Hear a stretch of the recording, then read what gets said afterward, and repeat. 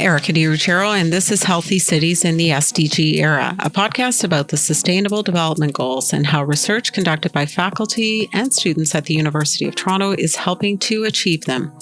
We're recording from Toronto, or Takaranto, which for thousands of years has been the traditional land of the Huron-Wendat, the Seneca, and the Mississaugas of the Credit. Today, this meeting place is still the home to many Indigenous people from across Turtle Island, and we are grateful to have the opportunity to work on this land. In this episode, we'll look into SDG 8, which focuses on promoting inclusive and sustainable economic growth, full and productive employment, and decent work for all. The United Nations defines decent work as employment that respects the fundamental rights of the human person, as well as the rights of workers in terms of conditions of work safety and remuneration. This includes respect for the physical and mental integrity of the worker in the exercise of his or her employment.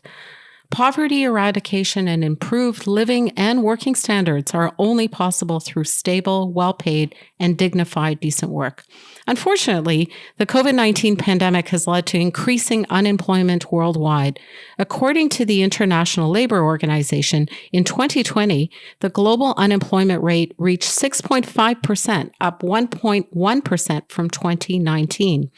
In this episode, we'll speak with Ito Peng about the care economy and care work, which is increasingly relying on care migrant workers. We'll also discuss how care work is racialized and feminized and how this affects workers' well-being. Then we'll speak with Juling Lee about occupational health and safety and how precarious workers are often disproportionately affected by fatal occupational injury, particularly in the South Korean context.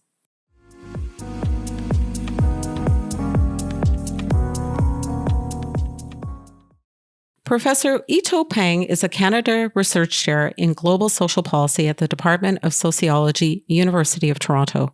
Her research and teaching focuses on gender, migration and care policies and comparative welfare states. She has written extensively on social policies and political economy of care in Asia Pacific, often in comparison with North America and Europe. I'm delighted to have as my guest today, Professor Ito Peng, and I can't think of a better person to speak to us about the care economy. So Ito, I know a great deal of your work is focused on the care economy. Can you define that for us? There are care economy, there's the term care work. Can you unpack those terms for us? Sure. I define care work broadly as work and relationships that are necessary for the health, welfare, maintenance, and protection of all people, young and old, able-bodied, and frail. I know this is a really broad definition, but it is broad because care is, I think, at its core, a very basic human need.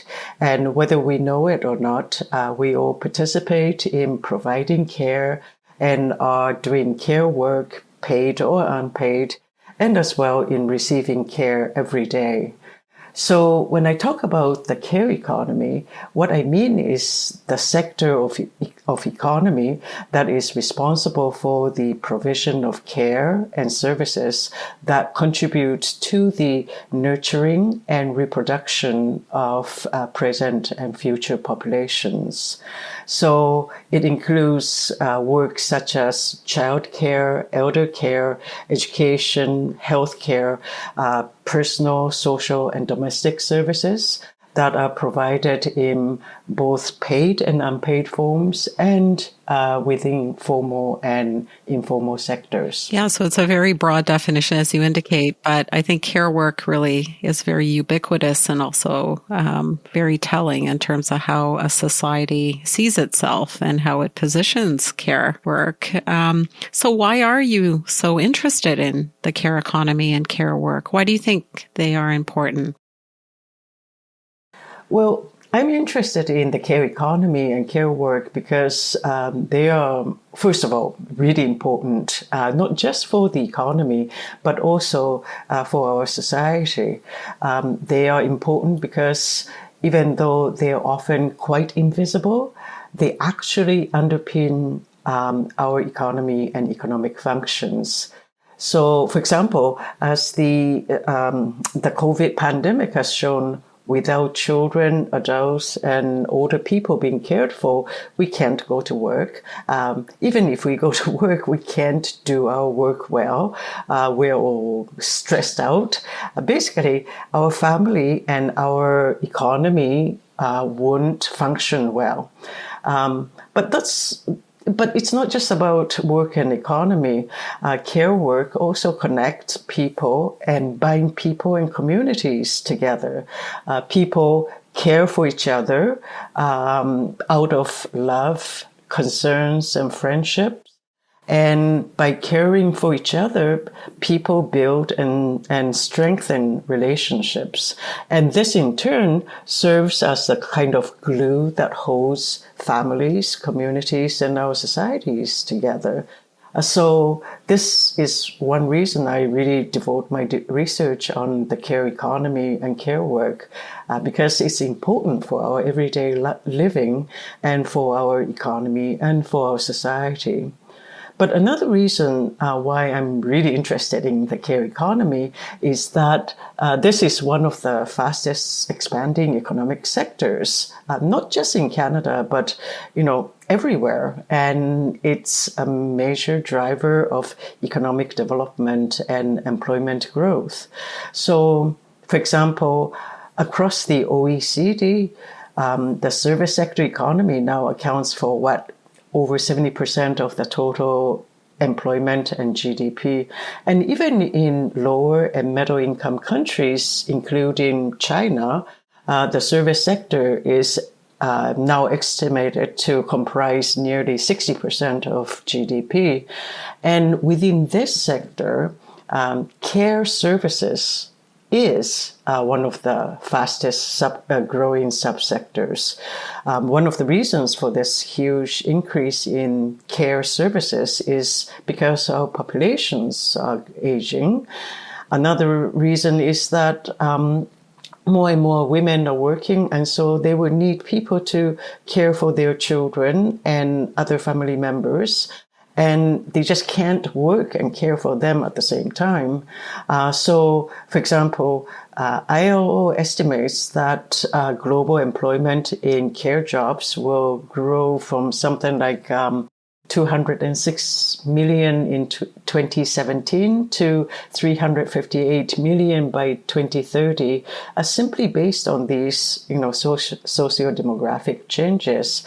Now, that's increase of over 150 million in 13 years. And that this figure will be even larger to 475 million if governments invest resources to meet the UN SDG goals, targets on education, health, and long-term care, and in gender equality. In Canada, for example, the service sector already makes up 75% of employment and 78% of the GDP. And we know from our research that within this sector, healthcare, social assistance, and educational services are the three key drivers of economic and employment growth.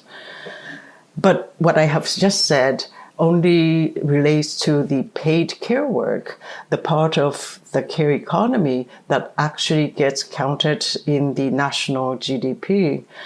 In reality, much of the care work is still done for no pay by families and friends at home and in the community.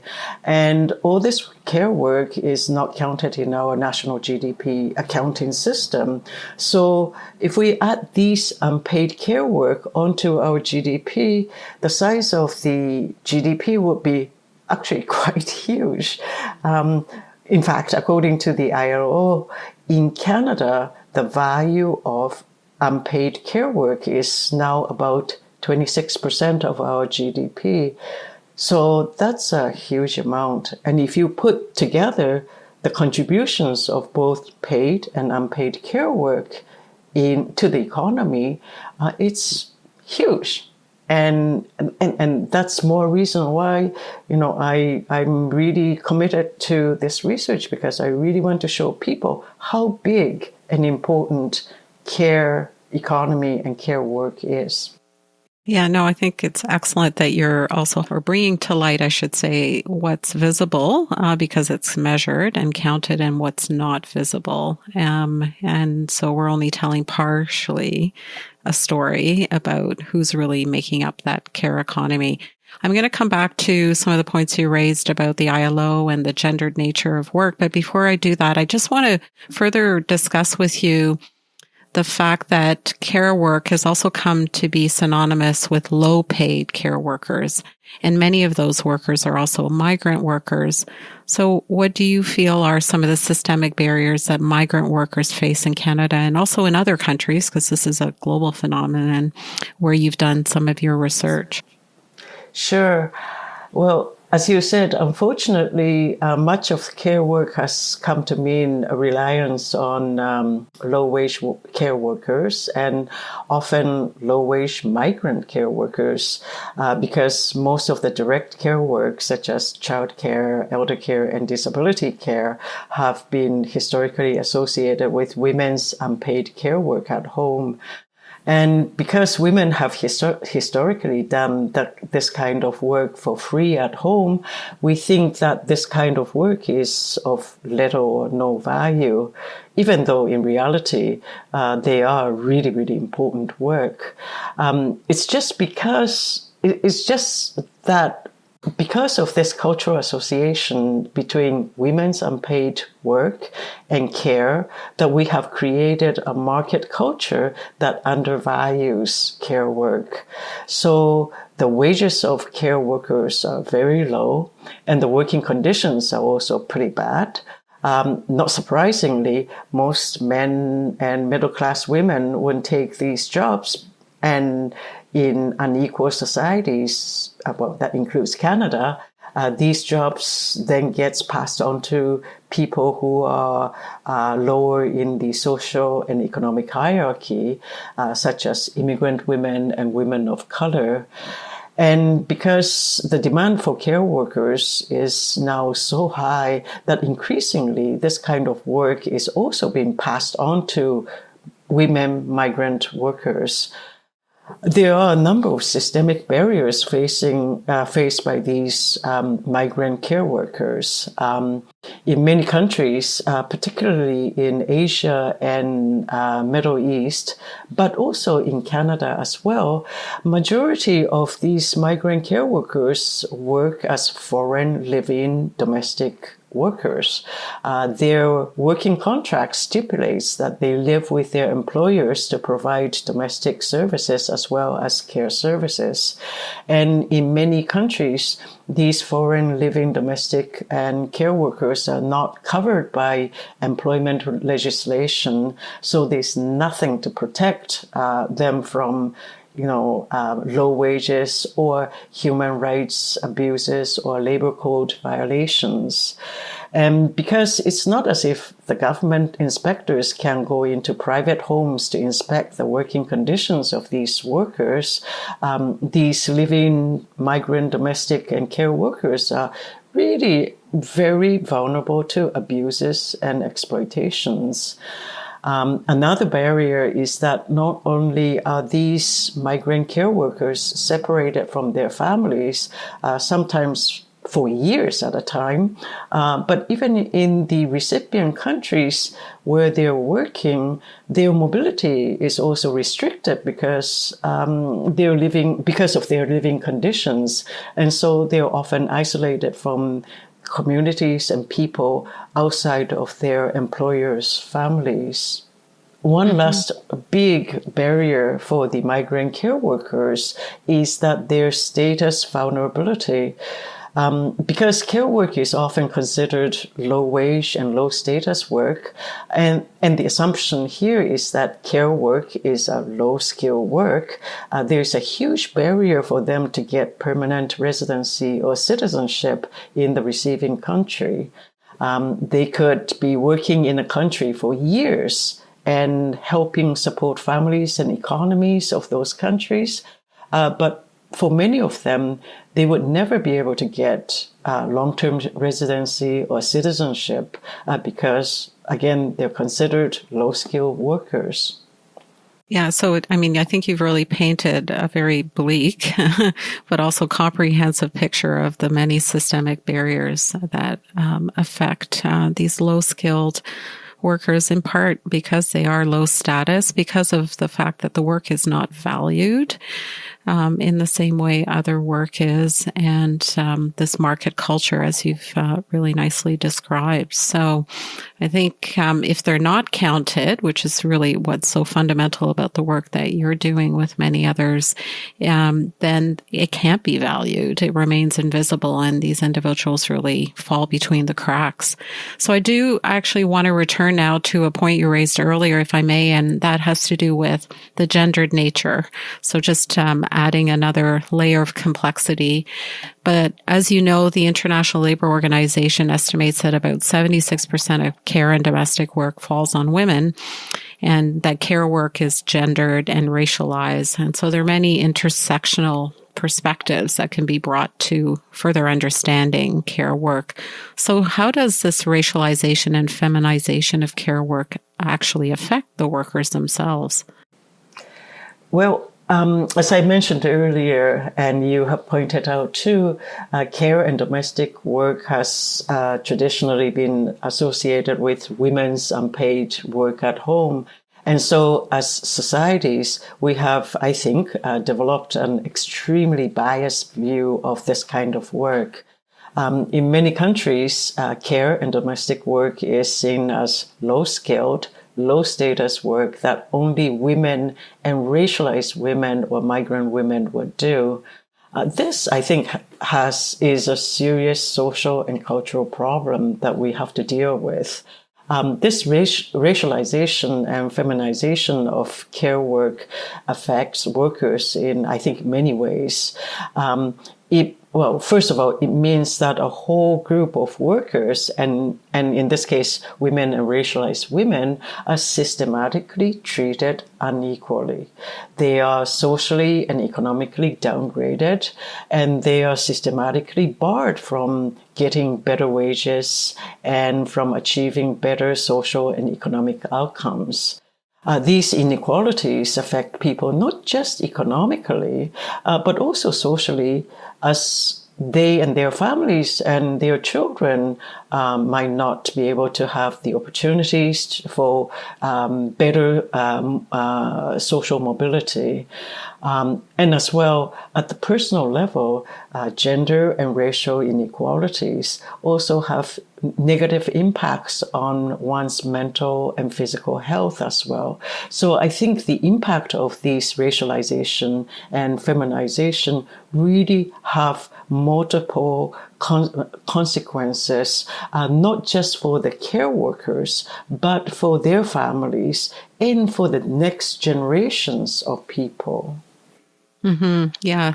And I know we could talk at length about the vulnerabilities of these different workers and the need to further understand the conditions under which they work. But let's maybe end on a hopeful note and perhaps direct our attention to hearing your thoughts on what can actually be done to ensure that the most precarious workers, but workers in general in the care economy, are given proper supports and protections.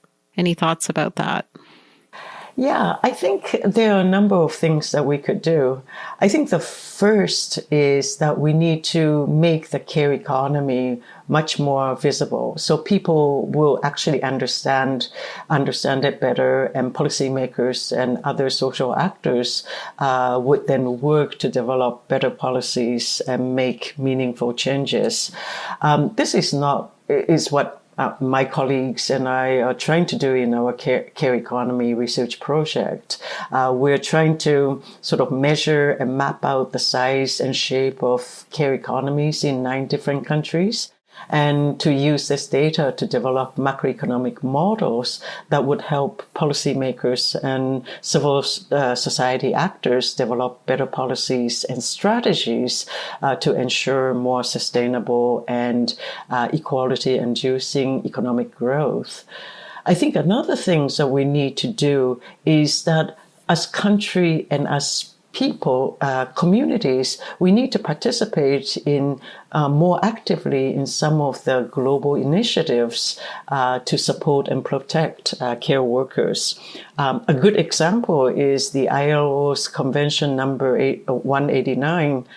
This is the International Domestic Workers Convention that tries to ensure that every domestic worker has the right to safe and healthy working environment, among other things. This convention was actually ratified by ILO in 2011. But the sad thing is that many countries, particularly migrant care worker receiving countries, including Canada and the US, have not yet signed on to this convention. So at minimum, we should really try to pressure our government to sign on to this convention. I think finally, as a part of understanding the care economy, I think we need to also work towards what many feminist scholars have been advocating, which is the 4 R's of care. And that is first, recognize care and care work as valuable and important work. Secondly, reduce unpaid care work by formalizing and embedding care work into the broader economy and society. Third, redistribute care work, not just between women and men. I think men should do more care work, by the way, but also between different classes, race and ethnic groups. And finally, revalue care work that would lead to higher wages, better working conditions, and better social recognitions for care work as important work. Yeah, no, I think that's an excellent way to conclude our episode. And thank you so much for taking the time today. Really, I think you've underscored the importance of making visible the care economy. And in turn, that will lead to better policy making. And the 4 R's, I think, are a really good way to think about policy making as well. So thanks so much. Thank you. Thank you for having me. My pleasure.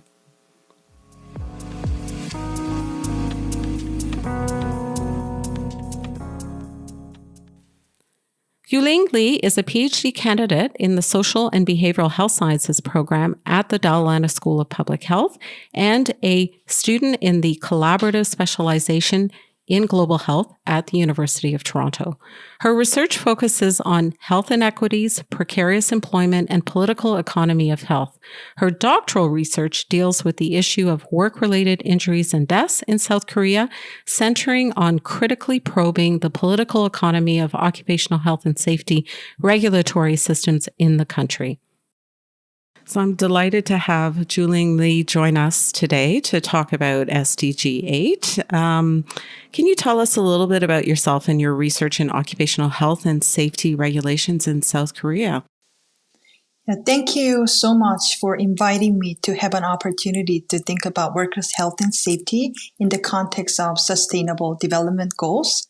And my name is Juyan Lee, and I am a PhD student in the Social and Behavioral Health Sciences program at Dalla Lana School of Public Health at University of Toronto.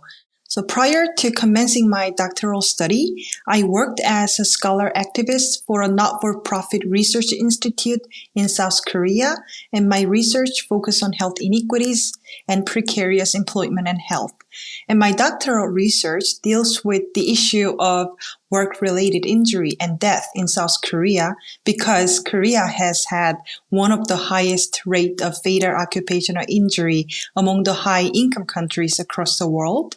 So my research focuses on critically investigating how and why regulatory system fails to prevent a significant number of injury and death and related inequities over the past decades. Yeah. So, I mean, certainly your past experience, I'm sure, shaped why you wanted to focus on this really important question. And I'm sure listeners are perhaps a little surprised about the degree to which there are occupational injuries in South Korea. Can you tell us a little bit about why precarious workers in particular are disproportionately affected by fatal occupational injuries? Sure. So there are many factors that have contributed to inequity in occupational injuries between precarious and non-precarious workers. First of all, in most countries, the occupational safety and health regulation were designed and implemented in the first place for full-time permanent employees who are directly employed by large corporations. In Korea, large corporations have massively used subcontracting to avoid responsibility imposed by labor laws. Thus, dangerous work has been outsourced to workers in precarious employment, especially in small and medium-sized enterprises who are not being protected by laws and regulations. The practice of outsourcing an increase in precarious employment was profound in Korea in the aftermath of Asian financial crisis in 1997 and 1998. But I want to point out that there were no effective government intervention to protect the health and safety of workers in precarious employment. Rather, the government promoted pro-business agenda. Furthermore, the penalty for occupational health and safety offenses has been too weak to force the corporation to comply with the regulation. And the government's poor enforcement practices have sent the wrong signal to corporations that penalty for most safety and health offenses are much cheaper than investment in safety measures. Yeah, no, that's interesting because it's certainly a parallel with other countries when we see countries coming out of economic crisis and a real focus on growth and economic growth and getting the country back on quote track. But it sounds like quite a failure in regulation and policy to really protect those vulnerable workers. I do know that, having done work in this area myself, that precarity in the workplace actually intersects with many other determinants. And we could probably spend all day talking about those many intersections, but I'd like to hear you say a little bit more about what role gender plays in the rates of occupational injuries among those precarious workers you've talked about. Yeah, in fact, women only accounted for about 5% of both fatal occupational injuries and occupational diseases in Korea in 2018. However, it doesn't mean that women are working in safer and healthier workplaces than men. It partly represents unintended consequences of the long history of excluding women from male-dominated occupations, such as construction and manufacturing, that involve high risk of occupational injuries and diseases. And on the other hand, it also implies that occupational injuries and diseases of women remain unheard and hidden in official statistics. So many women are working in service sectors, and many of the workplaces of female-dominated occupation have been recognized as a service space for customers or users rather than a workspace for workers. So for example, school is not just a space for children to be cared and educated. School is a workspace for teachers, administrators, and school food service workers to work safely and without risk to their health. But for example, school food service workers have been exposed to numerous risk factors. They frequently get burned, lift heavy objects, and most recently in Korea, it was reported that they are suffering from occupational lung cancer due to poor ventilation and suffering from cystitis due to the shortage of workforce and lack of time to access to toilet. And employers unreasonable order that prevented workers from going to toilet due to concerns regarding hygiene. And furthermore, while the types of injuries that are suffered mostly by men, such as falling from height and hitting by moving or falling objects, are easily recognized as an occupational injury and thus relatively more likely to be compensated, but it takes so long for women's injuries and diseases to be recognized as a disease contracted from work activity. Yeah, I think you've outlined many issues there to unpack. I think really getting a good understanding of the nature and evolution of work, who gets to participate, who's included, who's excluded, and having a real nuance of the different kinds of sectors that make up work and what's legitimized as work, and making visible the many different subgroups of workers that make up the workforce. So gender, of course, is one of many intersections that we would need to care about. Thanks for explaining that, because for our listeners who may not have a real nuanced understanding of what's going on in South Korea, I think you've explained that really beautifully. I want to kind of go back to your research. So you mentioned at the beginning, of course, that pursuing a PhD here at U of T. Based on your research, and I know it's still emerging, your findings, what were the major gaps in the occupational safety and health regulatory system in South Korea that led to a higher rate of workplace injury fatalities? As I mentioned in my answer to the previous question, employers and workers in small and medium-sized enterprises have been overlooked in the occupational safety and health regulatory system in Korea. And because these workers occupy the majority of the occupational injuries in Korea, this is one of the major gaps in the regulatory system. And additionally, in my research, I've met many people who pointed out a considerable gap between legal text and workplace practices. This means two things. First, the government has failed to effectively enforce the health and safety law. Health and safety inspectorates have been under-resourced and lacked strong enforcement power, capability, and competence. So no matter how good the occupational health and safety law and regulation a country has, workers get injured and killed at work day after day without an effective enforcement of the law. And second, it is highly questionable that Korea's occupational safety and health regulation provide a regulatory basis for effective representation of workers on health and safety matters in non-unionized workplaces.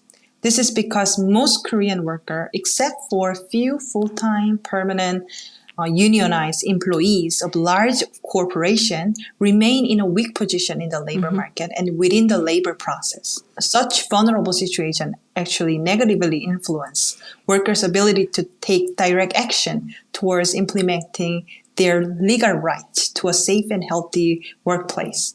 And especially in smaller enterprises, legislative measures protecting workers' individual rights to refuse dangerous work and their rights to information on the hazards at work are rarely utilized by workers.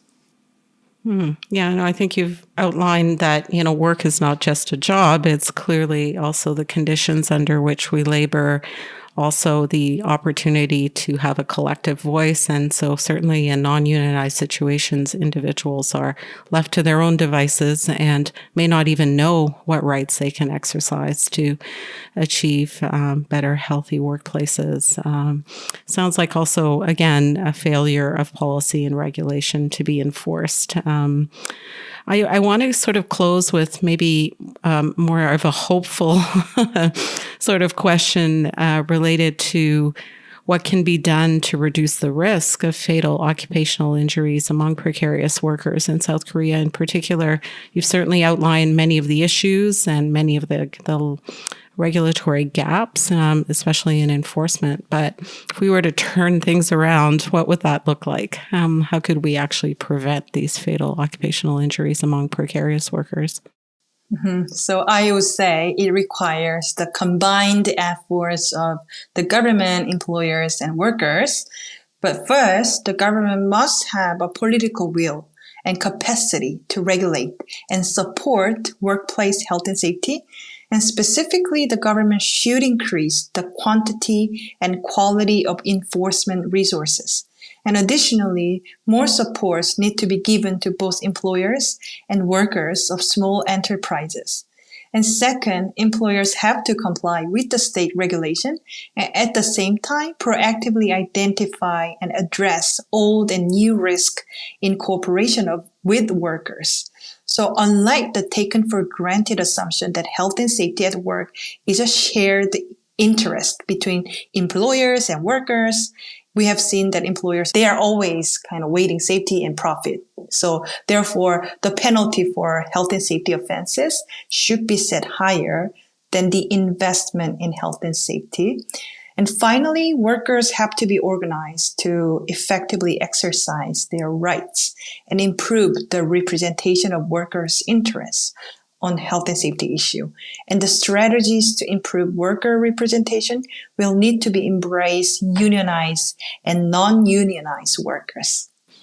Thank you so much. I think you've really given us a lot to think about, and I really appreciate you joining us for this podcast episode. Thank you. Thank you.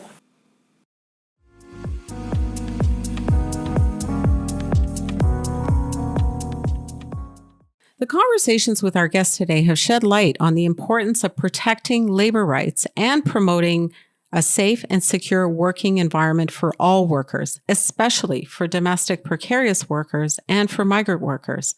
As our speakers noted, there are significant barriers that prevent these workers from working in a safe environment, including labor laws that are not enforced, restricting the actions of employee organized unions, or restrictions placed on worker mobility. These workers also continue to be affected by the racialization and feminization of work. There is much to be done to significantly improve the standards within the labor market for these marginalized populations. As Zhuling noted, significant change within the labor market requires a combined effort between the government, employers, and workers. And as Ito noted, it is also important to acknowledge the importance of worker visibility. Creating safe and healthy working environments for all workers will only be possible if all actors understand what care work and precarious work involve in order to make meaningful changes. Healthy Cities in the SDG Era is made with the support of the School of Cities at the University of Toronto, whose mission is to bring urban-focused researchers, educators, students, practitioners, and the public together to explore and address complex urban challenges. We would love to hear your thoughts on Healthy Cities in the SDG Era. If you enjoyed this episode, please rate, subscribe, and share to help others find this series.